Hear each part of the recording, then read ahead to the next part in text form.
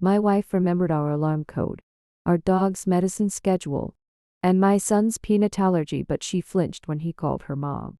It happened after a routine prenatal checkup on a rainy Tuesday. No accident. No bad news. Mara came home with the ultrasound bracelet still around her wrist, set her purse on the counter, and warmed milk in Caleb's favorite blue cup like she had 100 times. Then my son stood under the moon-shaped nightlight, backpack slumped beside the stairs, and asked, "Can I hug you before bed?" Mara's face shifted by half an inch. Not fear, not anger. Polite distance, like he was someone's child at our door. She stepped back. "You should ask your father first," she said. I laughed because my body needed joke. "Mara." She blinked at me, calm and tired. What? She knew his name, my work schedule, trash day, every house password. But love had gone missing from her eyes. Before that night, our house had been ordinary in the way I now miss so badly it hurts.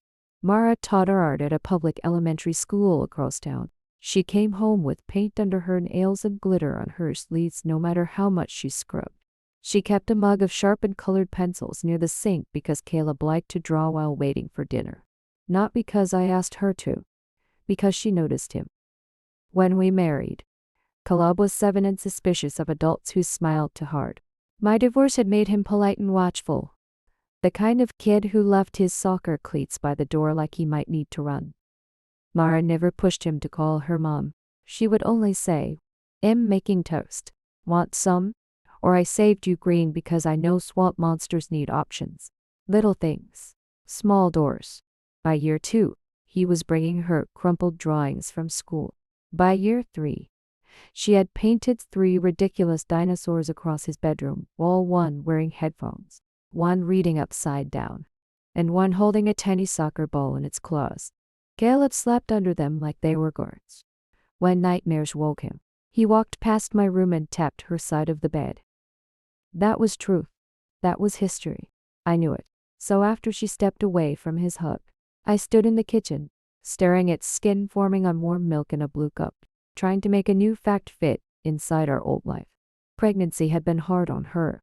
Not dangerous, just heavy. She cried at a phone commercial once, then laughed because she was crying. She taped ultrasound photos to the fridge beside Caleb's spelling test and grocery list. She circled prenatal appointments in red marker. Caleb had written BABYPRACT-ICEAY on one square because he wanted to learn how to hold a newborn without breaking its head. Mara laughed so hard she had to sit down. That memory kept replaying while Caleb hovered near the stairs, cheeks pink with embarrassment.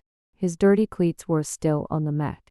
His backpack was half open, one worksheet sticking out like a white flag. "Go brush your teeth. Buddy, automation meets efficiency," I said. He looked at Mara first. She gave him that careful stranger's smile. He went upstairs without arguing, which was worse. I poured his milk down the sink. Mara watched me like she was trying to remember the proper reaction. "Did I do something wrong?" she asked. Her voice was soft, normal, almost kind. I wanted to say yes. "You broke something." And I heard it. Instead, I looked at the clinic bracelet on her wrist, still damp from rain. "You're tired," I said. She nodded too quickly. "Yes, I think I'm tired." But that night, while she slept facing away from me with one hand curved over her belly, I stared at dinosaur shadows in the hallway and wondered if our family had only looked solid because I needed it too. By morning, I had almost talked myself into forgiving it. Pregnancy, exhaustion, hormones, RGB, bad sleep. I stacked those words in my head like sandbags. Then I came downstairs and found Mara at the sink in her robe, washing one cereal bowl like it had touched poison. Caleb's orange bowl, the chipped one he refused to replace because Mara had drawn a tiny shark on the bottom with permanent marker. He liked finishing breakfast and finding it there, lurking. Steam curled around her wrists. The kitchen smelled sharp with dish soap. "You don't have to do that," I said. "I'll load the dishwasher." She didn't turn. "I'd rather this one be separate." Separate sat between us. My coffee mug was beside her tea. Her spoon touched mine on a napkin. Nothing else had been moved. Separate from what? She rinsed too long. It's fine. No. Mara. From what? Her shoulders tightened. From hours. Hours. I waited for her to hear it. She didn't. She dried the bowl with a paper towel, not the dish towel with Caleb's kindergarten handprints, and set it alone at the far end of the counter. Upstairs. Caleb's door creaked. One socked foot stepped into the hall. Mara looked up like she had heard a neighbor through a wall. Your boy is awake, she said. Not Caleb. Not Bug. Not Swamp Monster. Not kid whose fever she used to track better than I did. Your boy. He froze at the top step, wearing the hoodie she had bought him when he outgrew dinosaur pajamas and pretended not to care. His face went blank in that careful way children learn when adults become weather. Morning, he said. Mara smiled politely. Good morning. He looked at me. I hated how fast I filled the silence. Eggs or toast? Buddy? Not hungry. You need something before school. I said, I'm not hungry. He went back to his room and closed the door quietly. No slam. Just wood touching frame. Soft as giving up. Mara kept wiping the counter. Later. I found a yellow sticky note on fridge. Placed over Caleb's spelling list. PLEISCDONOTLEA. LEAAVES MALLCOATONWRONGHOOK. Small coat. Big pockets. Secret rocks. That used to be her joke. Now it looked like lost and found label. I peeled note away and saw spelling words beneath it. Courage. Neighbor. Weather. Memory. That afternoon, Caleb came home with mud on his shoes and permission slip folded in his fist. He hung his jacket on second hook by mistake. The one Mara used for her could bestow. Office door opened before I spoke. It had been locked all day. Not closed. Law. Mara stood there with one hand on knob, other hand resting on her belly. Pale face. Gentle voice. That hook isn't for him. Caleb moved coat without looking at her. I forgot, he whispered. I know, she said. That's why I wrote it down. I wanted anger. Clean anger. Something useful. Instead I felt smaller thing. Almost shameful jealousy when she lowered her eyes to her stomach and softened in ways she no longer did for us. Hi, little one, she murmured, thumbs circling. You're safe. I'm here. Caleb heard it. So did I. He bent to untie muddy shoes, but not fought his fingers. I knelt and helped. His breath shook once. Mara watched from locked office doorway like we were family photo hung in round house. Familiar enough to keep, strange enough to fear. By Friday, the house had learned to whisper. Caleb stopped asking where Mara was. I stopped saying, "Shess, resting," because the lie had started to sound like an apology. Even the dog paused at her office door, sniffed once, then walked away. I was under the kitchen sink, fighting the leaking faucet, when Mara's sister called. Jenna never called during work, unless someone was bleeding or engaged. Her name flashed beside a smear of plumber's tape and water spreading under my knee. Is Mara okay? She asked. Fear entered the room in 5 words. I slid out. Why? She canceled the shower. I looked toward the hall. Mara was upstairs, or in her office, or behind some closed door. Listening. What shower? The baby shower. Oh, and the one I've been planning for 6 weeks. Cake deposit. Backyard tent. Those tiny sandwiches she wanted because she said big sandwiches felt aggressive. For half a second, I almost laughed. Mara had said that. I remembered her in our kitchen, holding a cucumber slice like it had offended her. What did she say? Jenna went quiet. She texted the family chat and said not to invite people from the old wedding picture. My hand tightened around the phone. I opened the chat. There it was between heart emojis and cake flavor votes. Please cancel. Do not bring people from old wedding picture into this. No apology. No explanation. Under it, Jenna had written Mara. Then her mother honey. Call me. Then nothing. Shess been tired. I said. Because my mouth kept reaching for the same empty bucket. Oh, and one word. No anger. Worse. She knew I was covering something I did not understand. Before I could answer, the front door opened.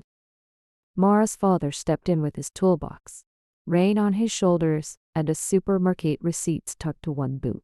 Frank had a key because he had always had a key. He fixed hinges, gutters, wobbly railings. Everything I promised I would get to. Think still losing the war? He called. Frank's here. I told Jenna. She exhaled. Good. Maybe she'll talk to Dad. I was not sure whether to hope for that or fear it. Frank set down the toolbox. Where's my girl? Upstairs. A door opened. Mara came down slowly, one hand on the banister, the other under her belly. She wore my gray sweatshirt and fuzzy socks. But her face had that careful museum look again, like everything was valuable and possibly fake. Frank smiled. There she is.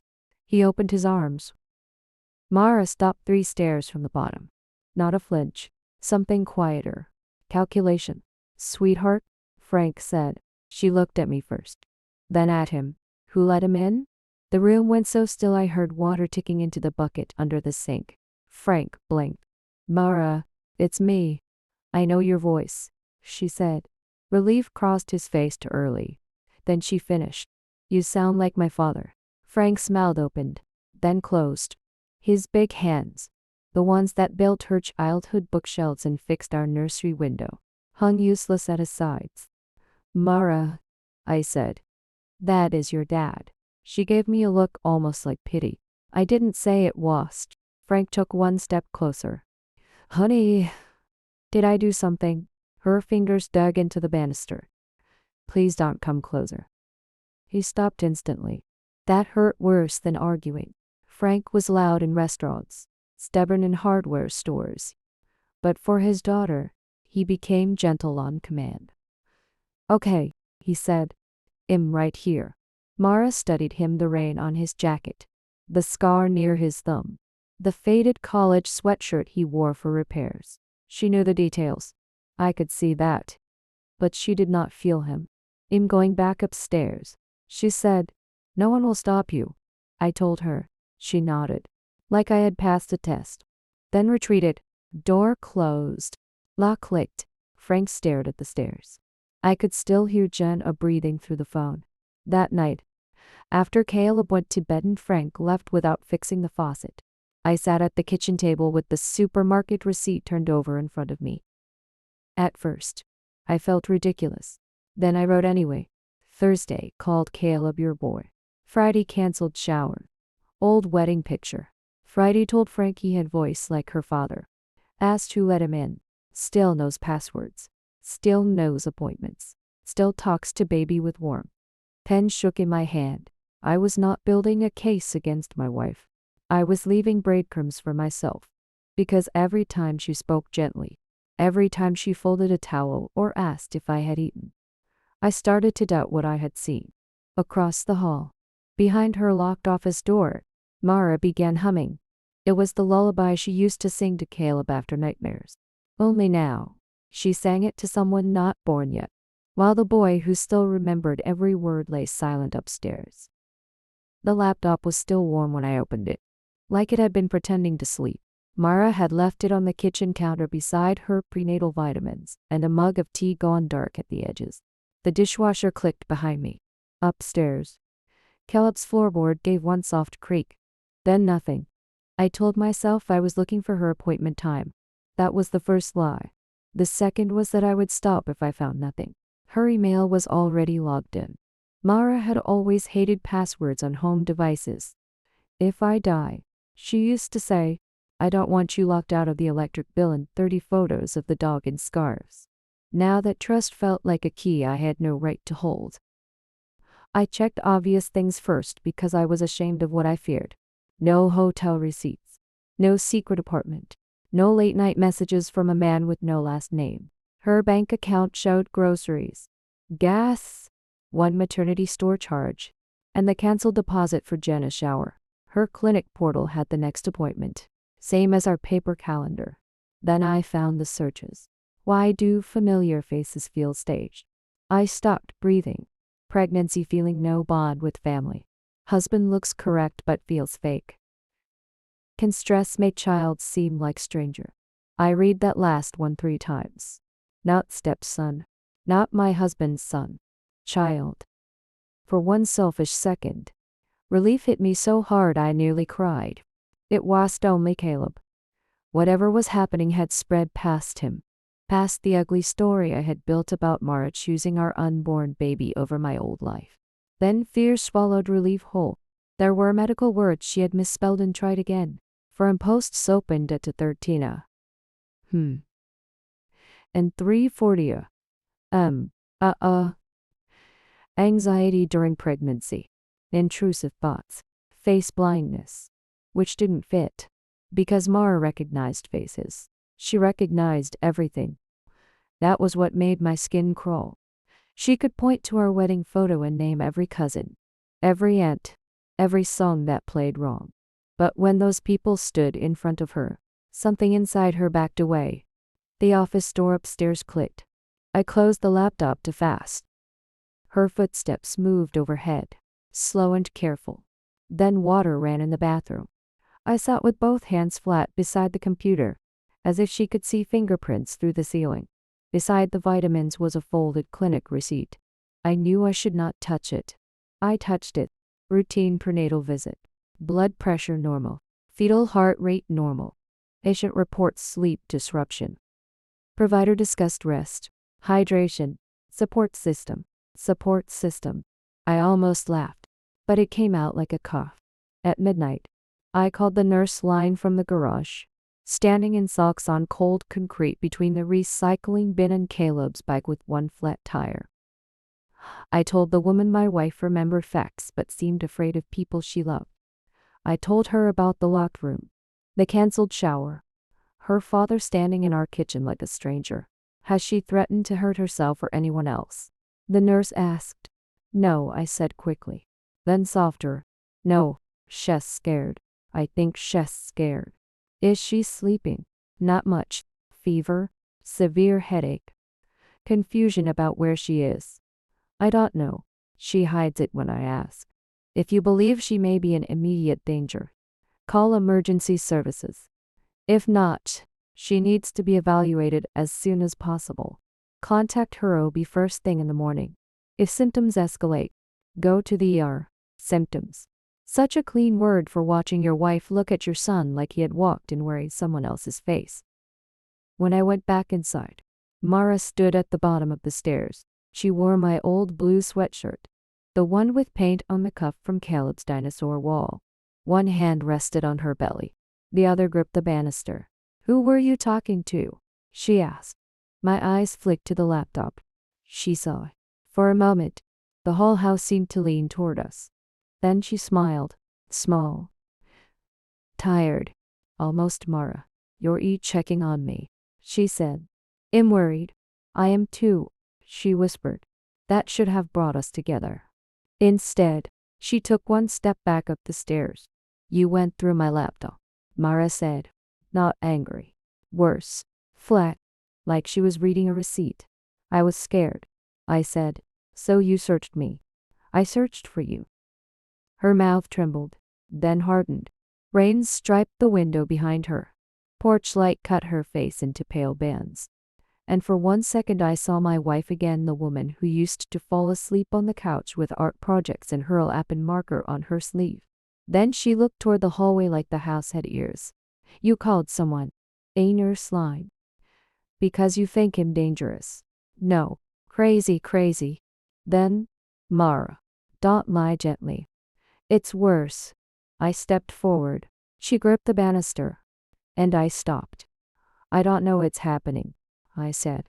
But something is. You know it too. I saw the searches. Her eyes closed. The dishwasher hummed. Upstairs, Caleb shifted in bed, and Mara flinched like his weight had landed on her chest. Yes, a good boy, she whispered. My throat tightened. Then why do you look at him like he broke in? Her eyes opened, wet and furious with shame. Because my body says run. I had no answer. She pressed one hand to her belly like she was holding herself together. I know his name. I know he hates mushrooms unless they're on pizza.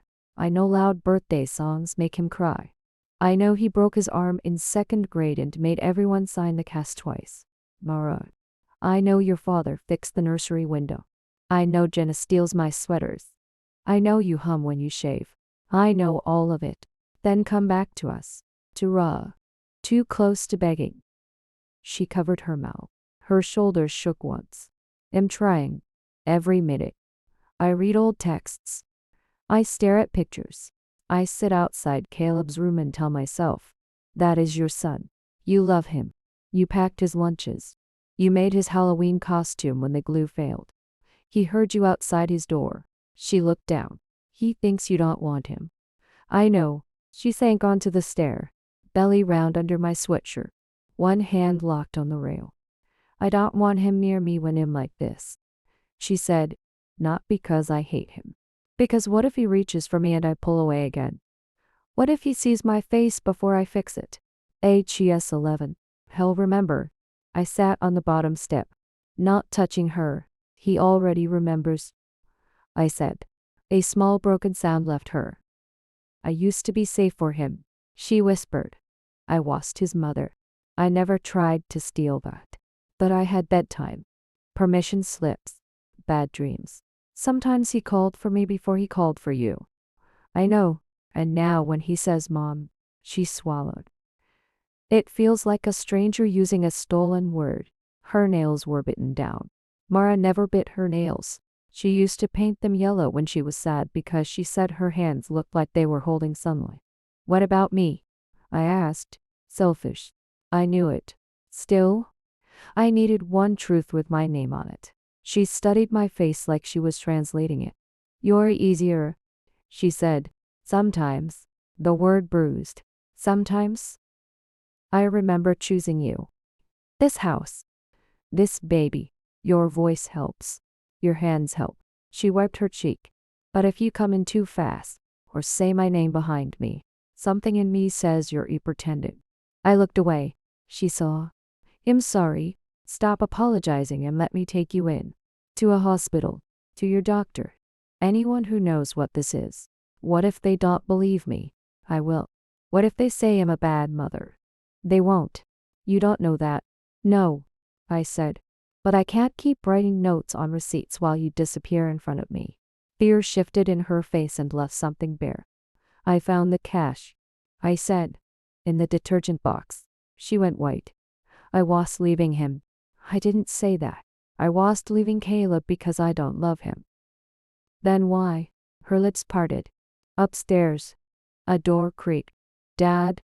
Caleb called. Small and awake. Mara folded like his voice hurt. Go back to bed. Buddy. I called. Is Mom crying? Mara shut her eyes. I waited for her to hide again. Instead, she whispered, tell him I'm sick. Not mean. I looked toward the dark landing. She's sick. I called, voice breaking. She's not mean. Silence. Then Caleb asked, does she know that? Mara covered her face. I held out my hand, stopping an inch away. After one shaking breath, she placed 2 fingers in my palm. Not trust, not yet, but contact. By morning, Mara was gone. Her side of bed was cold. Not bathroom trip cold. Gone cold. For 3 seconds, my brain offered mercy. She was downstairs. She was in shower. She was in nursery.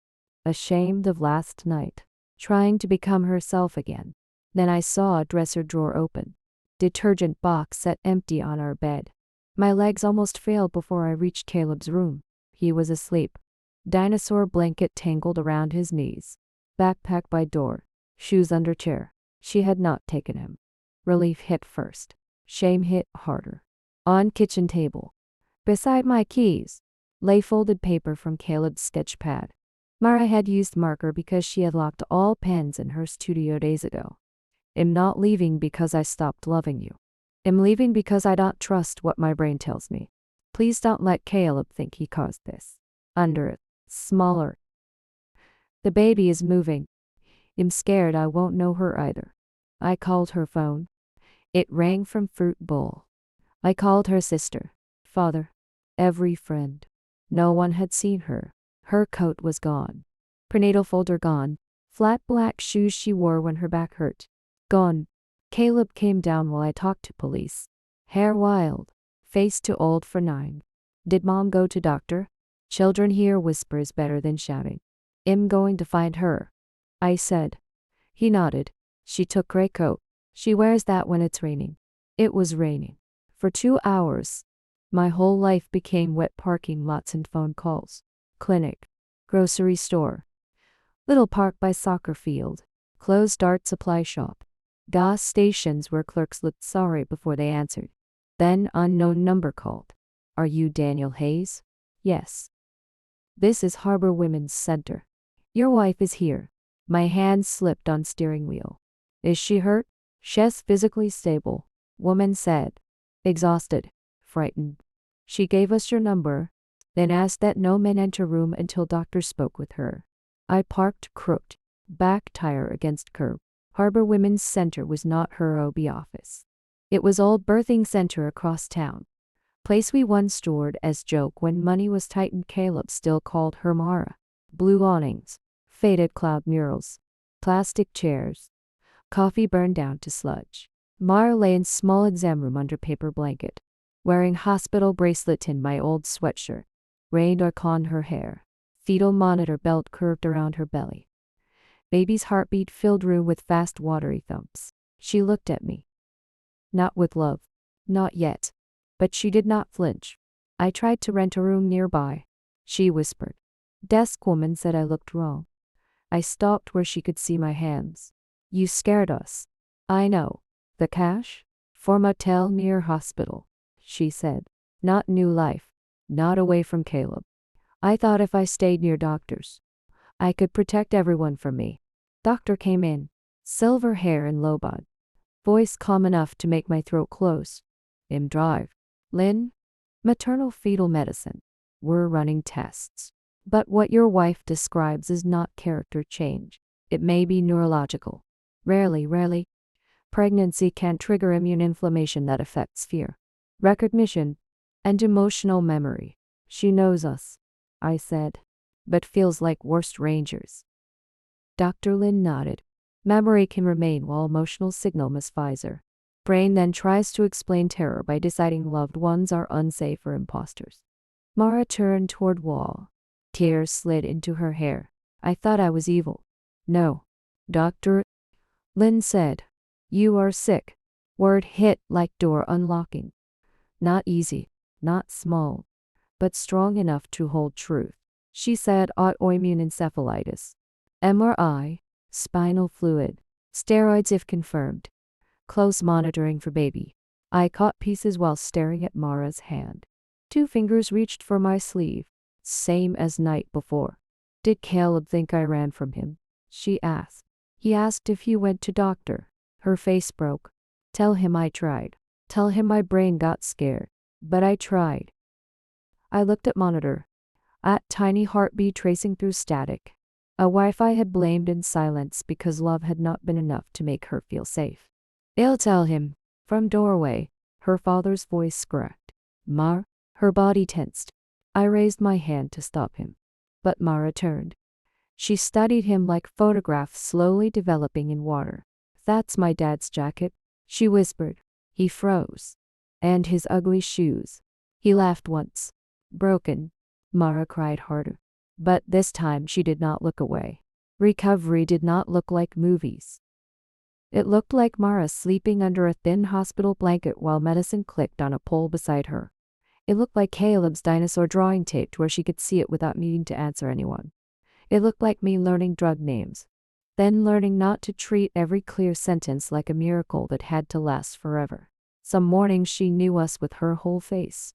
Some afternoons, she asked me to stand near the door because my shadow made her nervous. Dr. Lynn called it progress.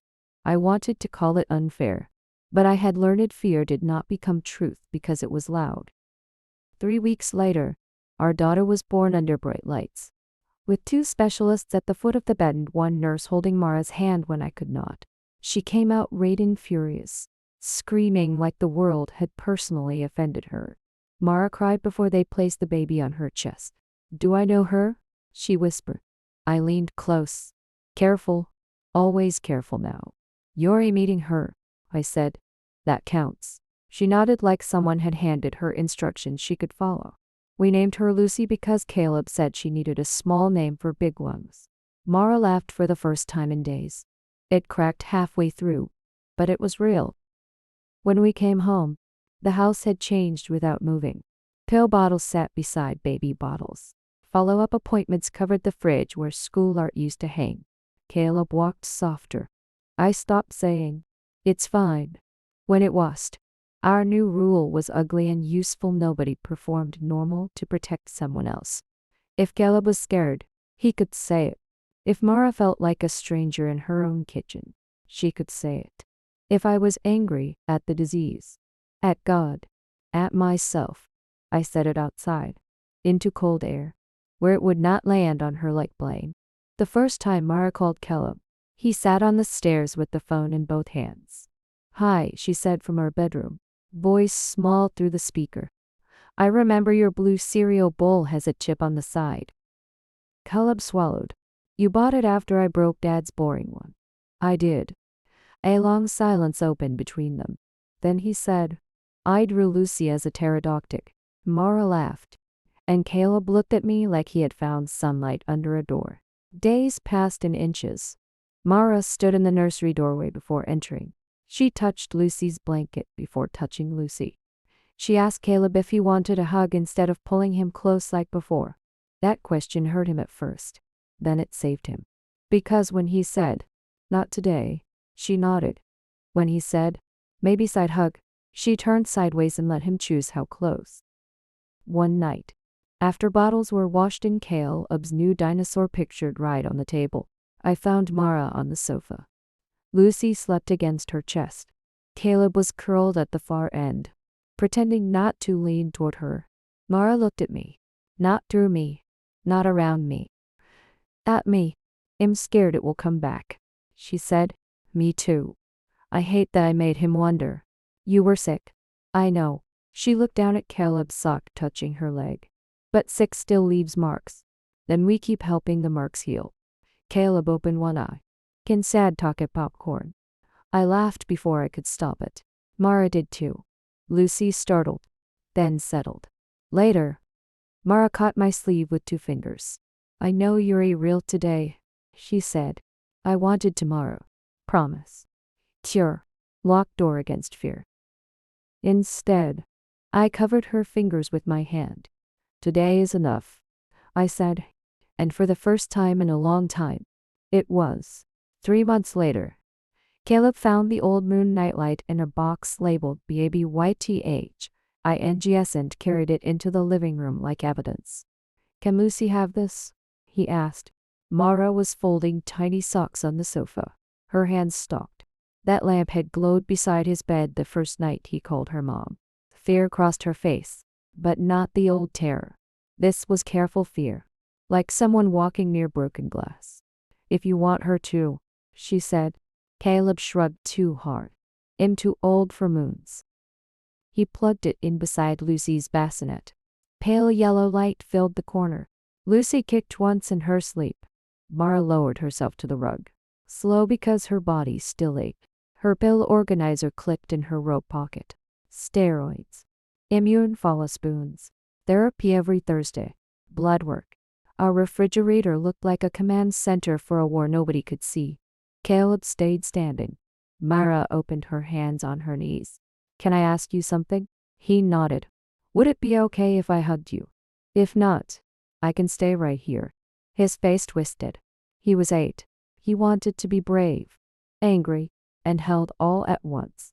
"Side hug," he said. Mara turned sideways first. She let him choose distance. When his shoulder touched hers, she closed her eyes but didn't grab. Caleb's fingers curled into her sweatshirt. "I thought you didn't like me anymore," he whispered. Mara swallowed hard. "My brain lied to me. But you did nothing wrong. Not one thing." Lucy began to fuss. I lifted her, warm and furious, then placed her in Mara's arms when Mara looked up and asked, "May I?" Caleb leaned against her other side. For 1 minute. Nobody fixed anything. Nobody promised forever. Moonlight. Bottle smell. Rain at windows. 3 appointment cards under a dinosaur magnet. Mara looked at us. I know you're irreal today, she said. Caleb wiped his nose on his sleeve. Today counts. He was right. Love had not cured Mara. Medicine mattered. Truth mattered. Asking before touching mattered. Saying I'm scared mattered. Under the small moon lamp. My wife hummed a lullaby she once forgot she knew. Caleb joined off-key. Lucy stopped crying, and I sat beside them, listening to a family learning how to be real again.